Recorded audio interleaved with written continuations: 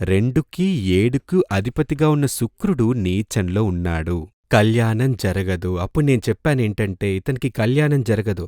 ఒక్కవేళ జరిగినా ఏదో ఒక అమ్మాయి, బాగా గమనించండి, ఏ అమ్మాయైతే పెళ్లి చేసుకొని భర్త వల్ల దుఃఖం అనుభవించాలని రాసుందో ఆ అమ్మాయి తనకి భార్యగా రావాలి. ఏ అమ్మాయైతే పెళ్లి చేసుకున్న తర్వాత తన భర్త కారణంగా సర్వదా కన్నీళ్లు పెట్టాలో అలాంటి ఒక అమ్మాయే ఇతడికి భార్యగా రావాలి.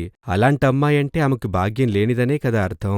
కళ్యాణం తర్వాత సదా ఏడుస్తూనే ఉంటుందంటే ఆ అమ్మాయి భాగ్యం లేనిదనే కదా అర్థం. కాబట్టి ఇక్కడ వీళ్ళేమనుకుంటున్నారంటే 7వ భావాధిపతి వీనస్ కాబట్టి అది మహాలక్ష్మి వస్తుంది, అలాంటి ఒక అమ్మాయి వస్తే ఇతని లైఫ్ మారుతుంది, ఇతనే మారిపోతాడనుకుంటున్నారు. నేనన్నాను, ఊరికే అతనికి గనక మీరు కళ్యాణం చేస్తే ఒక అమ్మాయి జీవితం నాశనం చేయకండి. అలాంటి ఒక శాపం మీరు తీసుకోకండి.